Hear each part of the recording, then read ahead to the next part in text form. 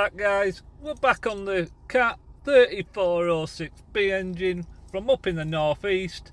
The engine was horsing engine oil out, black smoking, not running well at all. So the customers pulled the engine out, nice and simple, and sent it down to us for further investigation and repair. You know, the mind says there's going to be a cylinder issue with this engine, or a bad piston, or something majorly gone wrong. But let's jump into it, see what we find.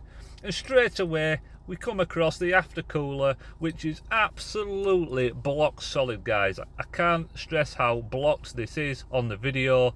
This can tell us the engine's been running either without an air filter for some considerable time, or there's a split in the intake pipe, or something's not quite right, but it's blocked it solid. She's been getting no air at all, which would explain the smoke, and the engine oil is basically, in my mind, being caused by the engine creating its own vacuum pump and pulling it in from anywhere it can as it's struggling.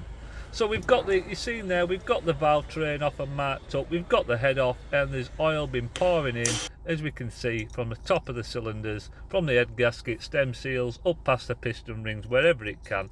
So we're going to give her a clean up. We've got some emery tape, scraper and some maintenance spray. We're going to polish her up, make her like new, and as you can see, she's ready for the gaskets here. We've got the block face, the spacer gasket and the head done.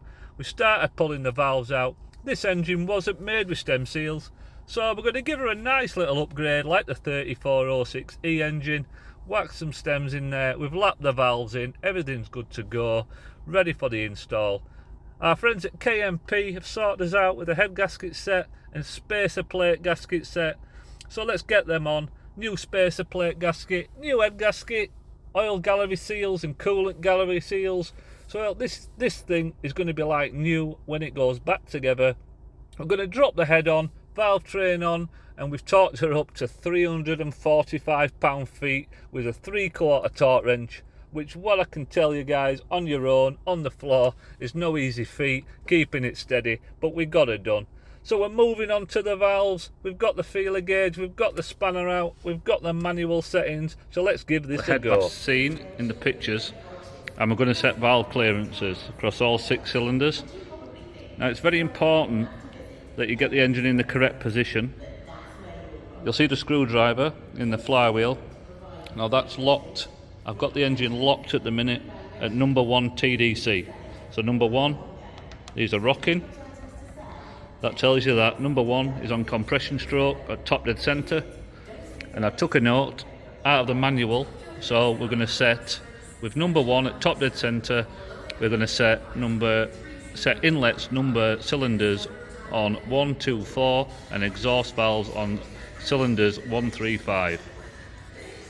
Now, the first thing, even before we do this, we must set these bridges. This is something people really overlook.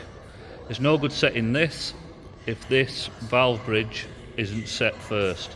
Now there's no clearance setting for this. All you do is back this nut off, make sure this is backed off, back this lock nut, hold with one finger the opposite end of the bridge and wind this adjustment screw till it just touches this valve stem, then lock it off, then set this valve rocker lever clearance. If you don't do this, this will be wrong. Okay, you'll end up just winding this adjustment screw down, trying to take the sort of play out, and all you're going to do then is just put stress on this push rod. So make sure the valve bridges are all done. Important note as well, these valve bridges, when you strip them out, make sure you mark them to the corresponding cylinder.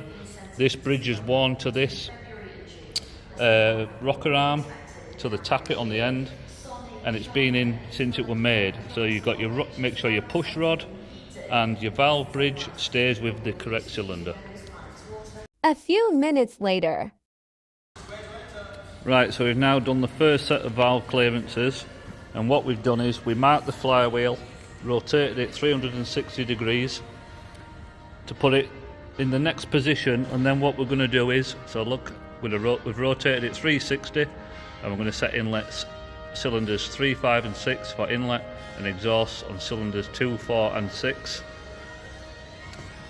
As you can see, we're still gonna, on the corresponding cylinders we're doing, we're gonna set these bridges first, then set this rocker arm clearance with the push rod, and then we're ready for the covers on, injector pipes and the rest of it.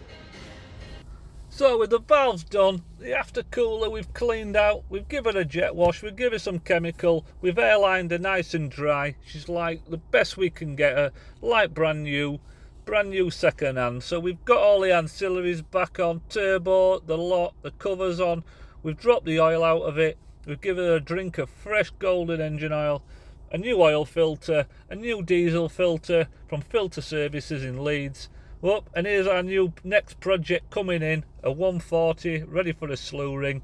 The engine's back together, let's get her outside, let's get some fuel and power to her, see if she runs.